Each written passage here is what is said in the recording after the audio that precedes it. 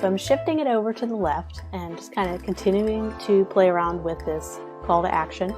And so there's another thing I could do to help kind of soften this a little bit more, is I can go up to shape and add, instead of rounding all the corners, just round one of them. So I'm going to round this lower right hand side, which will be right here in this area. I'm going to make that a nice round pill shape. I'm just increasing it. I need to do a little bit more. Maybe double it.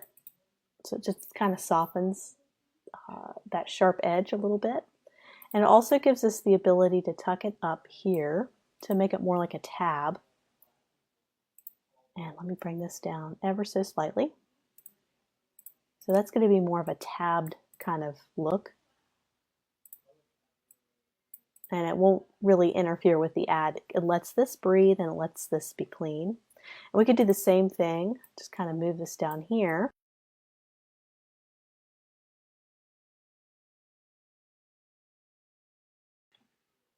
So that could work well. And let me try some other colors. I really like this blue because it matches with your watch. But let me try that orange color again. See, that's too much. They're touching each other, so that's not going to work. Let me try one more color, maybe a really bright yellow. I think the blue is probably closer to what we want to do.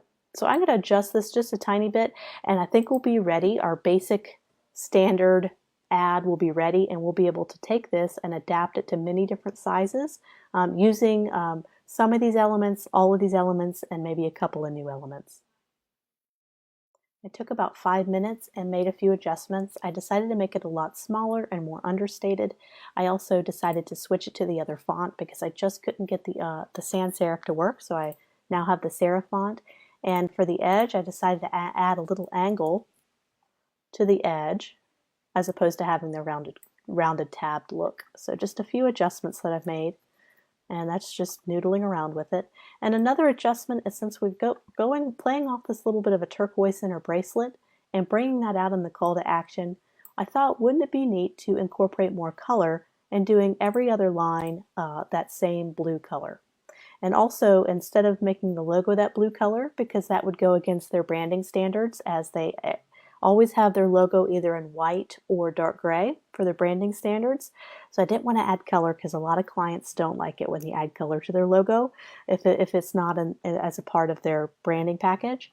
So I'm leaving that alone, but I can do this little bit of a blue in the line there. So I can get away with bringing out a tiny bit of blue in the logo and a little bit of blue here. So what do you guys think? Do you like the blue, or do you like it all gray? Or if we did not like the blue there, we can make this a lighter gray. Just something to add contrast to every other line, so it's not all blending in. Because if it was all the same color, I would read it as a list, and it would be hard to differentiate between the two different items. But when you do an every other one and you add contrast to every other line, it does help the eye digest the information.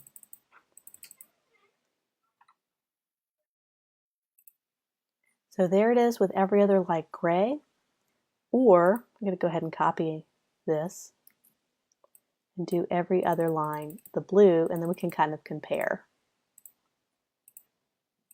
And I've done this almost exact thing I'm showing you right here for my real world client, and we've used it for a winter campaign one time where we used a really bright pink photo. A lady was wearing a very bright pink hat, and we did kind of every other line like this, and it really helped to bring the ad together with the color unity. So for now, let's stick with the blue, and if it doesn't work out on some formats as we start to break this down and to do different versions, then we can just go back to the gray if we think it's too much color.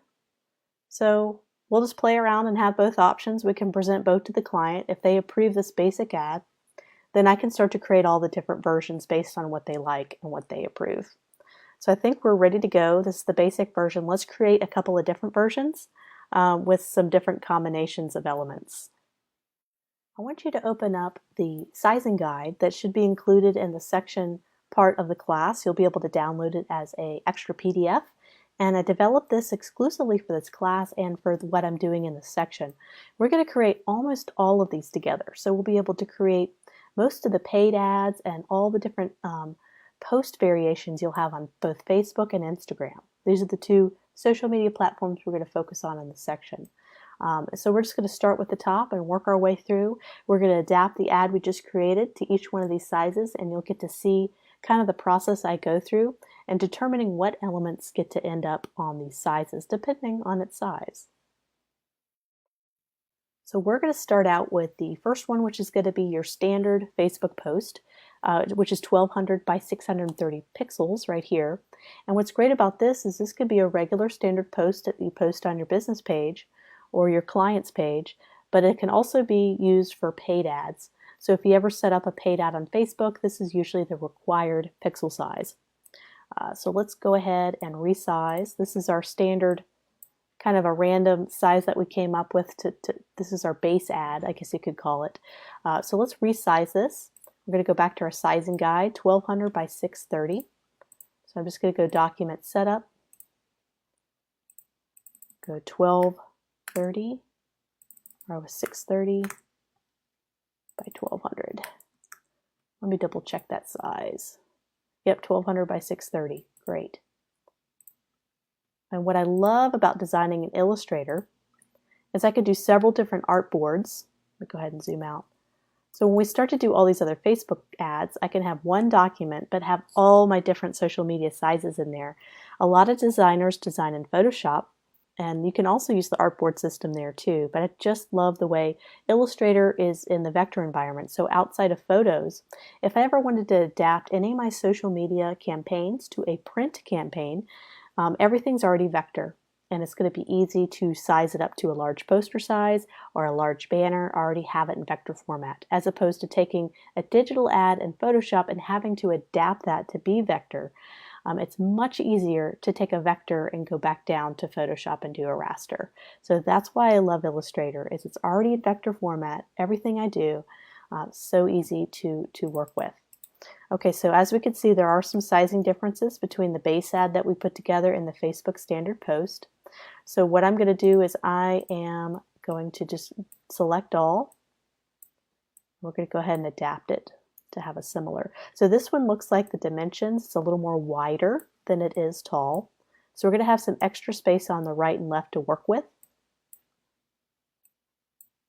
But it's not going to give us any extra room on the top and bottom. So we're still got the same amount, but now we need to stretch our image across a little bit or give ourselves a little more white space for this bar and let that breathe a little bit.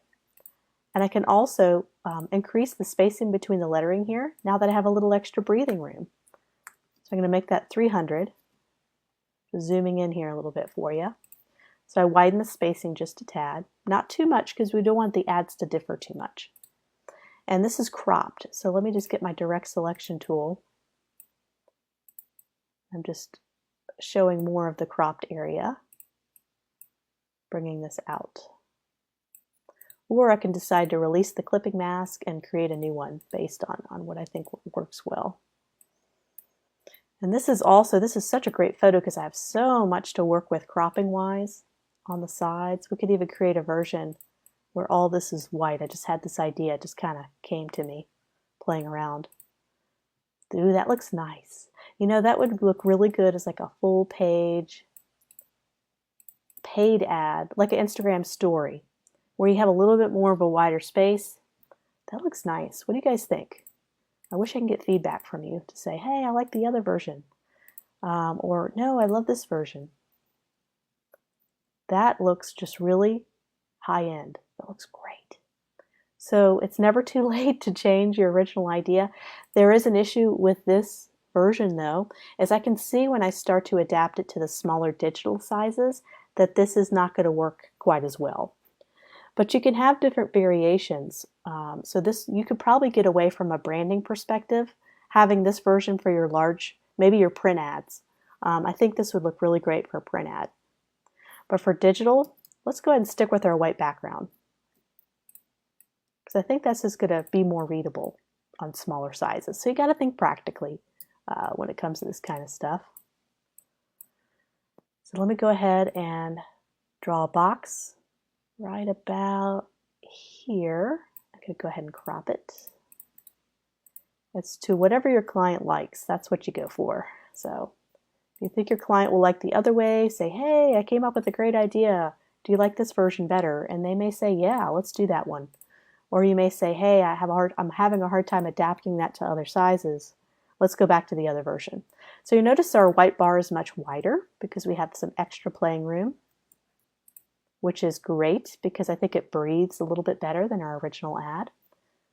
Let's go ahead and click save. I think we can add a little bit more leading too. So let's increase the leading or the spacing between the sentences or the lines. Great. And I'm just going to do a quick test to see how this logo is balanced on this white bar. So I'm just doing a quick visibility test, and that looks about right. Okay, so we are done with the Facebook ad. So I'm going to go ahead and export this to JPEG, but let me first do a couple more sizes first on the same area. So I'm going to go ahead and zoom out and create a new artboard.